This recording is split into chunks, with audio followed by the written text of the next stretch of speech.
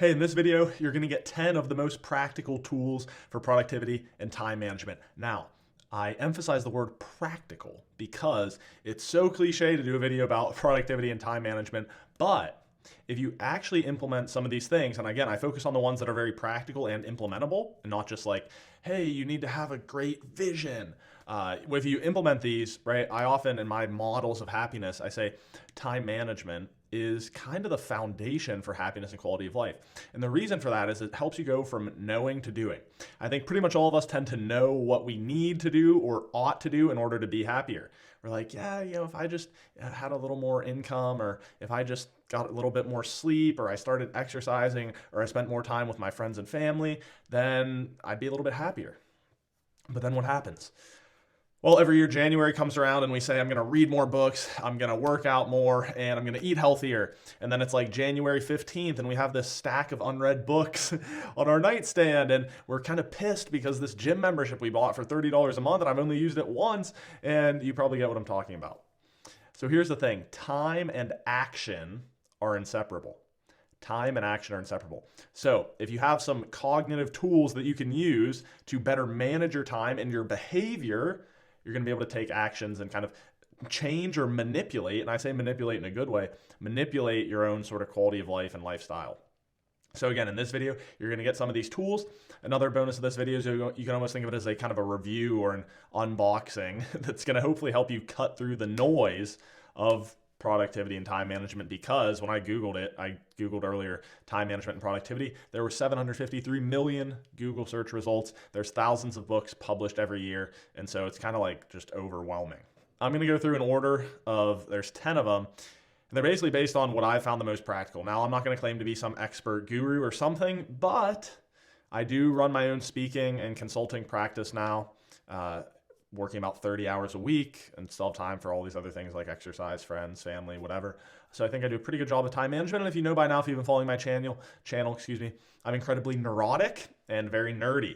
So you can trust that I'm looking at my bookshelf right now of all these different books kind of relating to these things. And more importantly, they're not just things that I've come up with. A lot of these ideas are coming from folks like David Allen, who's been a management consultant to top CEOs and military leaders across the entire world. You've got things in there from Scott Shute, former executive at LinkedIn, also a good mindfulness teacher. You've got James Clear, right, Atomic Habits. Andrew Huberman, who's now very big in this sort of space, Stanford neuroscientist. There's lots of other really successful, probably more intelligent than me, folks on this list that I think you'll enjoy. So let's get into it. Number one tool. Lists and calendar. Lists and calendar. And I'll kind of put those two into one thing, and I'll show you in a second how this works. But the main idea comes from a guy named David Allen, who said the mind is for having ideas, not for holding them. The mind is for having ideas, not for holding them. You can also think about Albert Einstein, who has a quote that says, the mind is for thinking, paper is used to write things down that you need to remember. So the main idea when you start with lists, this is right, like kind of step one, if you're trying to improve your time management, your productivity, your kind of self-management even, is making lists. Get things out of your head and onto paper, because a lot of the stress in our lives and a lot of the things that we F up or put off or don't get around to, I believe, is because it's just there. If you think about how the mind evolved, right, it's evolved to focus and have thoughts. It's not a computer that's meant to store this database of commitments and things and logistics you need to remember. And so when you have those, they create cognitive stress, right? Every time we have kind of an open loop or an open commitment, that's like one more thing that's sort of like adding a weight into a basket or something. You add another weight, add another weight, add another weight, and those things start to pick up, and we call that cognitive stress. So by offloading some of that into just an external system that can contain all those commitments and loops, that's offloading a lot of stress already and helping us to be more effective. So when you're thinking about a list, it's as simple as you can have one big list if you just want to have a to-do list. I like to break mine into three. Number one is projects, which are like kind of bigger picture ongoing things. Then you have actions, which are very specific one-time things. And then you have a wait list. And this is particularly important if you work in a company or an organization or on a team. Your wait list is things that you don't have to do, but you're waiting on from other people. So you don't want to have to, again, be like, wait, wasn't Jeff supposed to send me that thing the other day? So that's lists. But you can't really get into the list without also talking about the calendar. Because the list is just this thing of all these things that I should do or have to do or want to do. And then the calendar is where you actually start to make them into a reality. And so on the calendar, you have things like meetings where you actually have to meet with another person or be at a certain place at a certain time. And you have what I call time targets, which is when you block out when you're actually going to work on some of those things that are on your list. So why don't you take a look at my system here? I'll give you just a quick example. So on the calendar side, this has a lot going on here, but just stay with me. You don't have to do it exactly this way. The calendar side has these time targets and appointments. So in red are things with other people, things that have to be done at that exact time. Yellow are targets, which are things that I would like to do each day. So a lot of these are recurring. Every day, first thing in the morning, I try to spend 90 minutes or so on business stuff. And then in the evening, I like to spend that time reading and working on my kind of happiness PhD. Then I have some coaching clients here, a team meeting with my business partner, and then the things in blue are like personal health, so fitness stuff. Now, here's how this one works. You have your list of projects here. So these are all my ongoing projects, kind of in order of priority. Then I have all the actions associated with them, and then, of course, things I'm waiting on. So what happens is something comes into my system. Say, oh, you know what? I need to work on finishing up our kind of like email drip course thing that we've been working on. So I'm going to put that in my projects list. And then are there any actions associated with that? Well, I'm just going to move it over to my actions list to say, oh, I got to send an email and work with our contractor, Ron. Okay. So that's now captured in my list. I don't have to remember it. When I start my day, I can just go into my projects and actions and see, what do I have to work on right now? And then if I want to, I can also move some of those into my calendar. So I can schedule out, okay, Wednesday morning at 10 a.m., I'm going to work on funnel stuff with Ron, whatever. And then I'll put it in yellow. So I can't give you a fully exhaustive system right now, but coming back to me, if you think about just really two pieces there, anything I have to do or want to do or should do, I'm capturing in a list somewhere. If it's a really big thing, maybe it's a project. If it's a one-time thing, maybe it's just an action. If I'm waiting on more from someone, maybe it's just wait list. But then I'm trying to, for things that I have to do at a certain time, put it in my calendar. And then things that I want to make sure I work on, because how many times does this happen? You say, I've got this really important project, this really important thing, I want to start reading more. And then a week goes by or a day goes by and you're like, what the hell just happened? I didn't actually make any progress on it. So that's where the time blocking comes in, or time targeting, as I say, is maybe you put down in red, I have to do it at this time. You put in yellow, I'm going to target doing an hour of it at this time. And it's all set up so that when you actually go into your day, literally all I do in my day, I make no decisions. Listen to me. I make no decisions. And I love it. I hate making decisions. Because I just go in there and I say, what is on my calendar right now? I need to be working on this. And then if there's an open window, I can pop back over to my projects or actions list and see, okay, what's the most important thing to try to work on right now? Oh, there's one action I can do. I can, run out to the store and get eggs. I don't know. Come back. Easy. So that right there, getting all of this bullshit out of your head and into an external system between your list and calendar is probably the single biggest thing you can do that's going to improve your quality of life and help you manage a lot more stuff with way lower stress.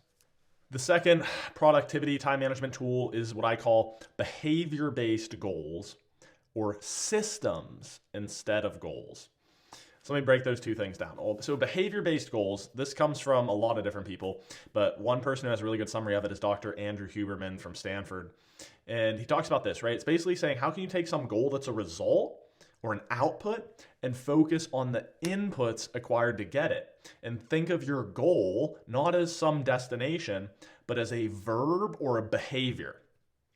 So listen to this. Let's say, I want to lose 10 pounds. Well, that's a great goal. I want to lose 10 pounds. And you can say, oh, I want it to be a SMART goal, which, by the way, I think SMART goals are way overrated. But I want it to be specific, measurable, actionable, results-based, timed, whatever the acronym is. And it's like, all right, I'm going to lose 10 pounds in 3 months. I know it. Okay, well, if you just write that down and nothing else happens, you're going to weigh the same or maybe a few pounds more 3 months from now. So a verb or behavior-based goal is thinking about, what are the steps that would be required physically in the tangible world to achieve that goal? So you can say, all right, well, I think if I just did 150 minutes of cardio each week, that would get me in the right direction. So I'm going to say Monday through Friday, I'm going to do 30 minutes of cardio each day. Now, I would go beyond that and going back to the calendar, actually put in a time target for 30 minutes of cardio to say, when are you going to do it and where, so that you have it very clear and you don't have to decide every single day, am I going to do it after lunch? Am I going to do it after work? Am I going to do it in the morning? You just know. But you can see how going from that outputs to inputs, when you're focusing on the behavior or the action or the verb that is required to achieve that outcome, you're going to be way more effective. And that relates closely to the second part of this. Really, they're one and the same. But I said the idea of going from goals to systems. So same exact idea. If your goal is to write a book, what is your system or your set of behavioral goals that are going to lead to that? Well, most likely you're going to have to write something. The amount of writers out there is like, oh, I want to be a writer and I really have this book I'm working on. And it's like, well, how much have you written? How often are you writing? And they're like, well, I'm still kind of figuring it out. Bullshit. There has to be a verb or a behavior or a system attached to get that output over there. It's like I said, if I want to get to Philadelphia, which is like 6 hours away, at some point I'm going to have to get in the car and drive there. That is the behavior. So when you're thinking about, again, the system is just your set of behavioral goals. So it might be for reading a book, you have to say, okay, first, I think I need to do one time, I'm going to do 4 hours of basically learning about how to write really effective books. And there's a book out there, I think, called How to Write Valuable Books or something that's been recommended to me. You say, I'm gonna actually learn how to structure it and make an outline for it. And then you got to create this behavioral system. So it might be, okay, well, looking at my work schedule, it's pretty busy. So really I can only do Monday and Wednesday evenings for 2 hours. I'm going to sit down and have like my writing block. So every Monday and Wednesday, I've got to hit those 2 hour blocks. Right there. Again, if you do that, by the end of the year, that's 4 hours a week. That's 200 hours of writing. So you're actually getting the inputs required to get to your output. So anytime you're thinking about a goal or something you want to accomplish or an end state you want to get to, one of the most powerful tools is try to make that goal into a behavioral, verb-based goal with a system that takes care of it, right? And so even if it's something more complicated, like, oh, I want to make $200,000 of sales, I don't know. There might be multiple pieces of that, but that means, okay, we have to do every morning, we have to have a system set up to send out 10 cold emails, and then we have to have an automated scheduling system. And then once we're on the call, I have to follow my script of exactly what I'm going to say. And then afterwards, we have to send them the sign-up information, whatever. Right? There's an entire system that's leading to that goal. Number 3, this is kind of a short one, is the weekly, or in my case, bi-weekly review. Because no matter how elegant or great or whatever your time management productivity system is, we're human beings. So it's going to get messy. It's like Mike Tyson, I think, said that everyone has a plan until they get punched in the mouth. Well, with this, it's like everyone has this great little productivity system, myself included, until it encounters reality, and then it gets really damn messy. So bi-weekly or weekly review is sort of like, you clean up your room, right? You got to clean up the kitchen, you got to clean up the bathroom every couple of weeks, every week. And so this is sort of like a life organizational cleanup every week or every 2 weeks in my case.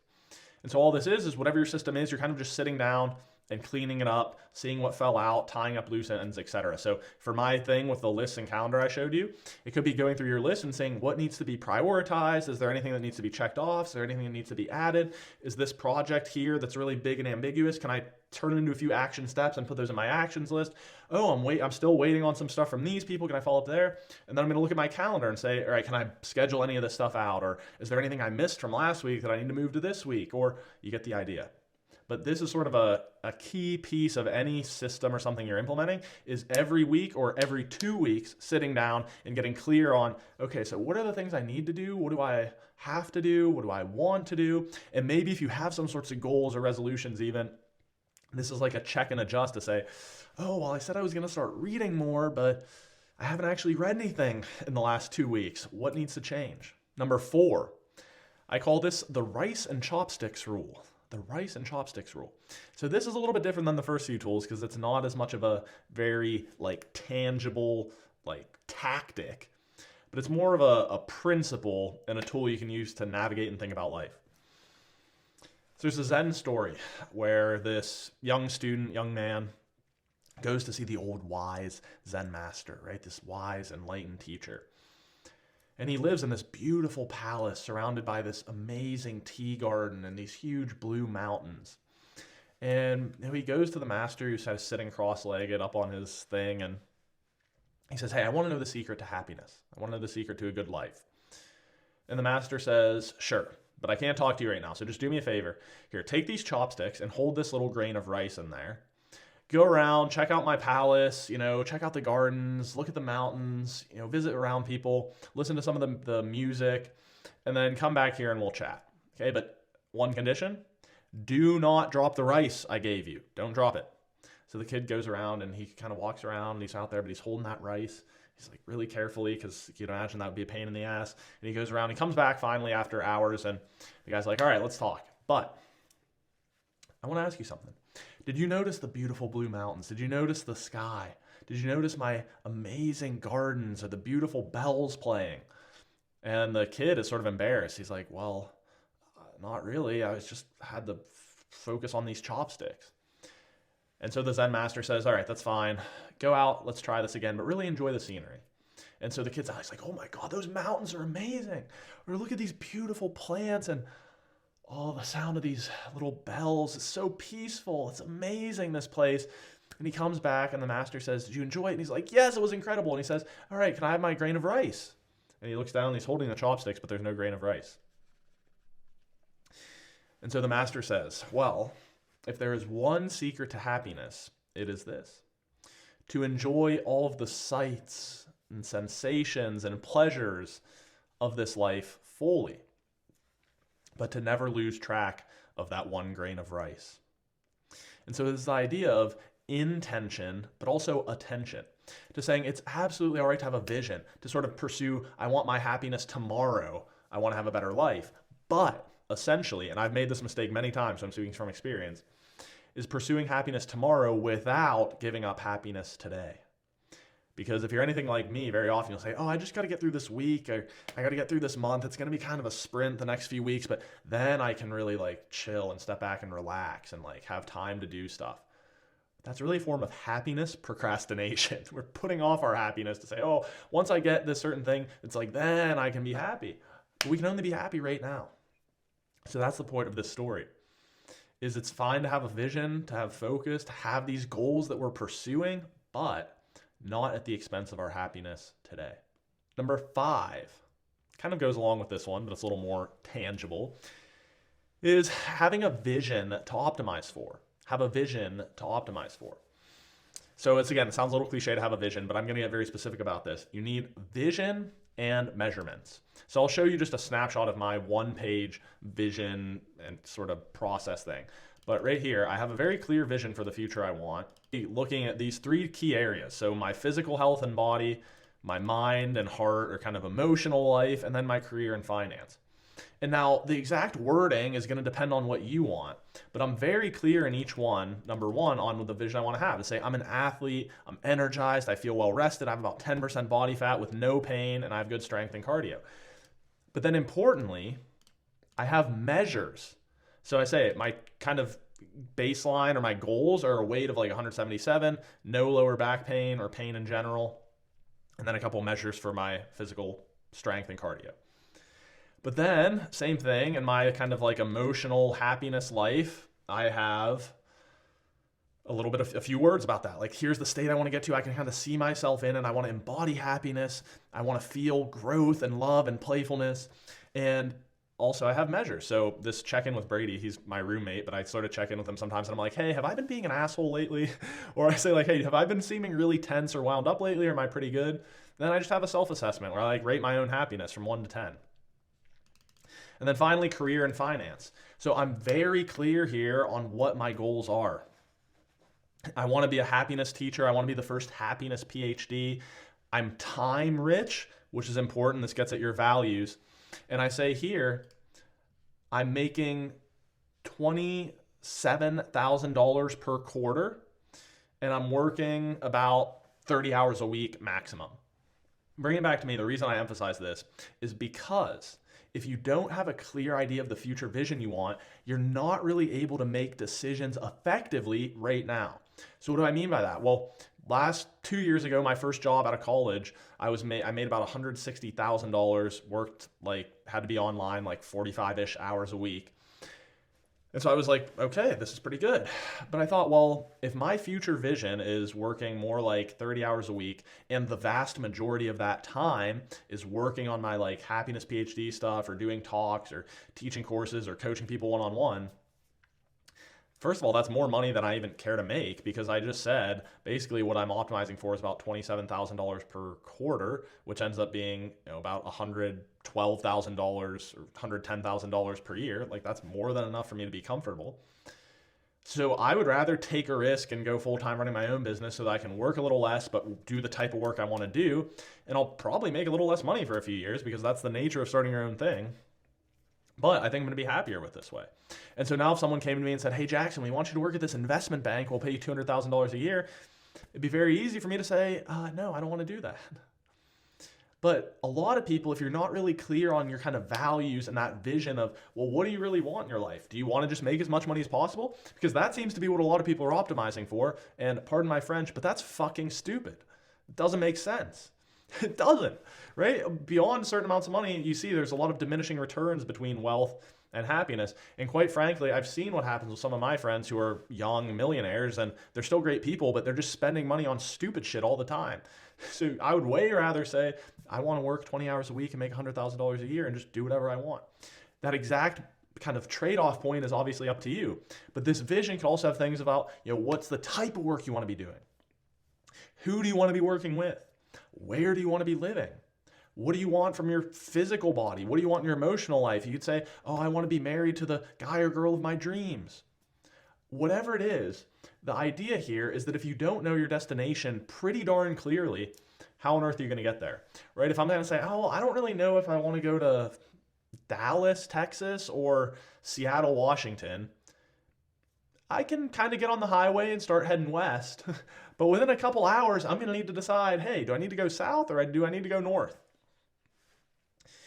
So the idea here is to come up with a clearly articulated vision for what we want our end state to be and kind of what we're valuing with that, and start to come up with some measures.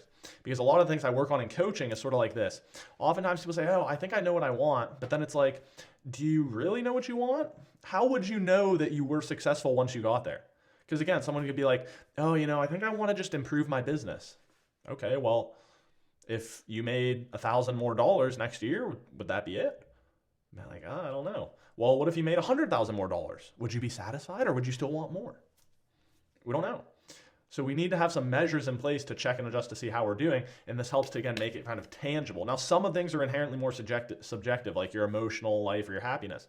But certain things are not, like your body weight or your max strength bench press, let's say.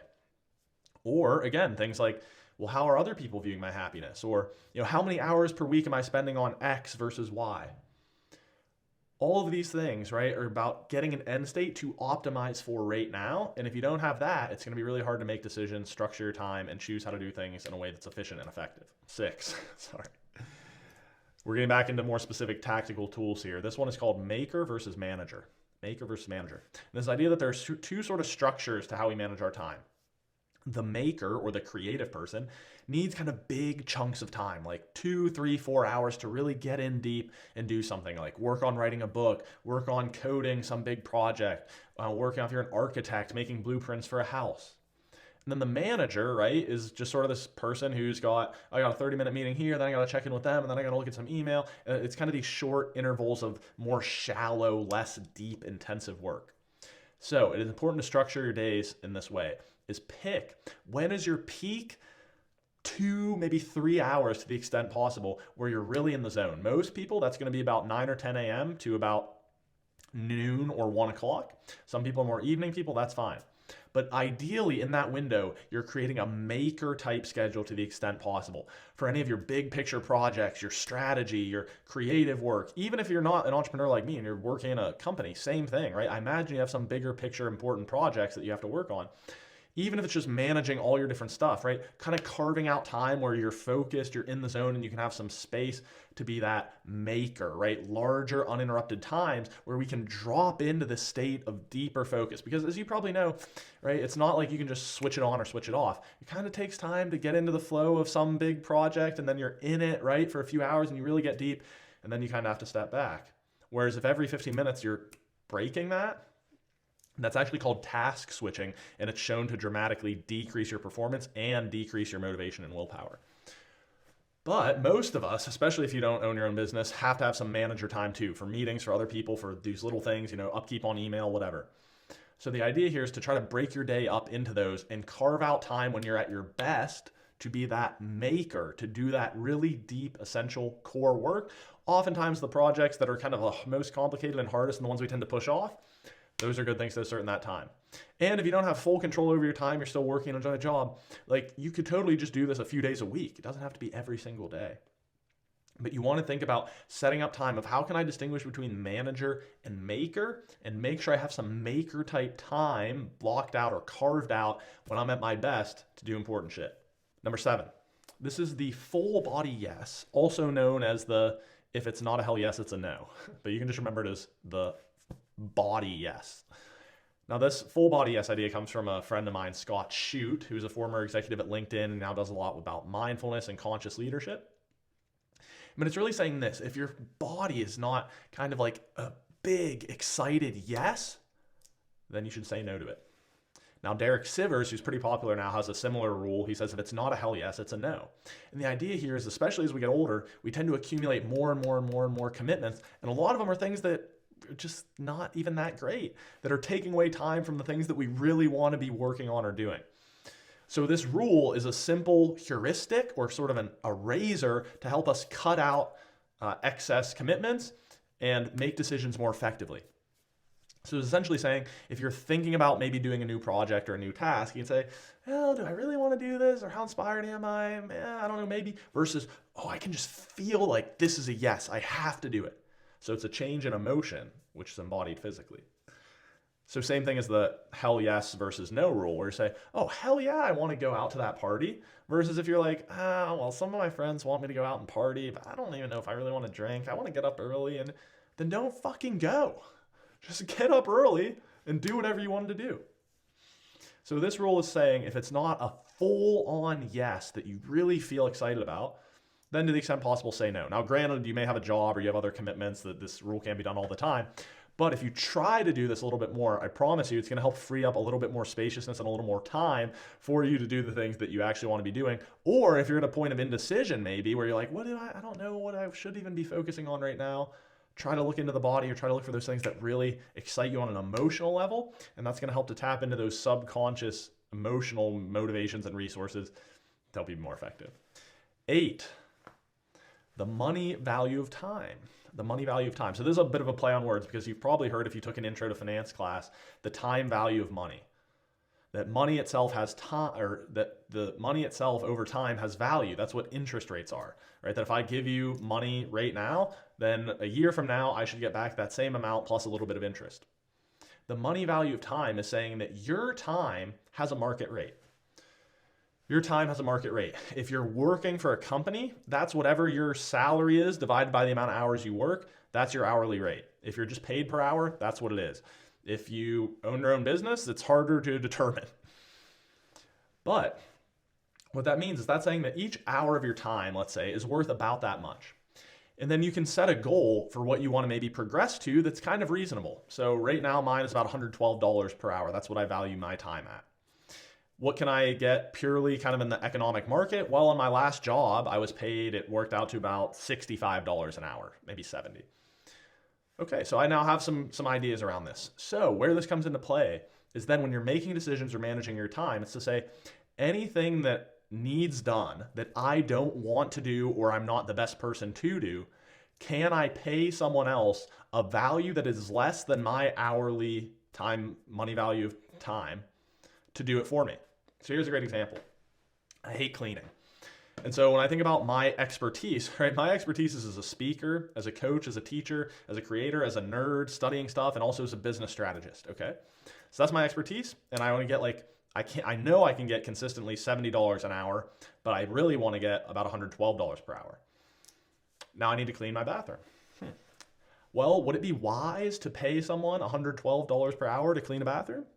I don't think so. I think there's plenty of people out there that'll do it for $15 an hour. So I'm going to go online and hire a maid to spend 4 hours. And by no means, I'm not like rich here, but I'm going to do maybe once every 2 weeks, once a month, spend 4 hours cleaning, pay them like $80. Boom, there you go. And I think economically speaking, that's an intelligent thing to do because again, the market is telling me the time value of my money is between $70 to $112 per hour. So what I would challenge you to think about is if it could be chores or things you don't like doing, having someone to do that, but also could be things for a business or projects, things like that, is saying get a reasonable estimate and get a sort of an aspirational goal measurement of what is the hourly value of your time in dollars, and then make decisions based off that number. So same thing for me, like changing the oil in my car. I might say, I could YouTube it and figure out how to do it and spend probably an hour doing it, or I could just go pay like $60. Again, I think it's the most efficient way to do things, and it's gonna help you to be happier because it helps you do less of the things that you don't wanna do. Number 9 is the 2-minute rule. This one's really simple. This comes from David Allen. He's a management consultant. Same guy I mentioned earlier about getting things out of your head. He says, anytime a task comes in that will take less than 2 minutes to do, just do it right then. This is a really useful one for tidying up, for maybe sending a quick email. Now, I don't think you want to do this necessarily if you're in the middle of like a deep work block, if you're spending 2 hours writing a book and or reading a book even, and halfway through you're like, oh wait, I should maybe go clean my microwave. Probably not the time to do it. But generally speaking, if you've come across a task that can be done in 2 minutes, just do it right then. Because otherwise it usually gets put off and they start to accumulate and then you're just drowning in these little things. 2 minutes or less, oh, the trash is a little full, boom, I'll just run out and do it. Easy. So number 10 is the one thing or the highlight rule. And here's how this one works. It's basically saying, you have all these lists and calendars and tasks and all these different things, but it's going to ask you each and every day, what is the one thing that if you could get it done or make progress on it or get that result, that it would kind of make everything else irrelevant and it would take you in the direction that you want to go for your vision, for your goals, etc. And you can also think the highlight rule is the same thing as basically taking your to-do list and highlighting one thing that's like the key thing for that day. You say, if I get that done, that's a win. You could maybe go up to 3 with the highlight rule, 3 non-negotiables, but I think it's best to stick to 1. So if you want more on that, you can check out the book, The One Thing. But the idea here is essentially trying to simplify. So a lot of the stuff I just gave you is great, but it can have a little bit of complexity if you have these different lists and your calendar. I have all these different goals and I have my vision, and it's like, great. You have the vision, the state you want, kind of the type of life you want. You have all these different things you could do. So let's just keep it simple to start today or tomorrow. What's the one thing? Maybe it's not even on your list yet, but what's the one thing you could do that make today a win and would help you make progress on, remember the rice rule, the rice and chopsticks rule, happiness tomorrow, but would still bring you some happiness today. So this is going to help you to narrow your focus a lot and help you to prioritize more effectively. So there you have it. I'll rattle them back off here, the 10 rules. So the first is the list and calendar. Then you have behavioral goals and systems. Then you have the weekly or bi-weekly review. Then you have the vision with measurements to optimize for. Then you have the rice and chopsticks rule. And then you have the maker versus manager. Then you have the full-bodied yes. Then you have the money value of time. And you have the 2-minute rule. And then you have the one thing or the highlight rule. So my hope is that if you put all those things together, right, and I actually am working on a course for this. So if you're interested in that, just comment here or reach out to me and you can maybe be in like the pilot group to work through this happier time management course I've been building. But if you even just pick a couple of those and start to implement them, and again, they were in order of priority, I think what's going to happen is that you're going to have a totally different relationship to time and productivity, but not even just productivity, ultimately happiness. Because the reason I call it happier time management is not just so that you can cross more bullshit off your to-do list. It's so that you can say, oh no, I'm actually intentionally deciding the things I want to do and prioritize in my life. And not only am I deciding, but then I'm actually managing myself to take action on them in a consistent, sustainable way. And that's going to improve your quality of life no matter where you're at.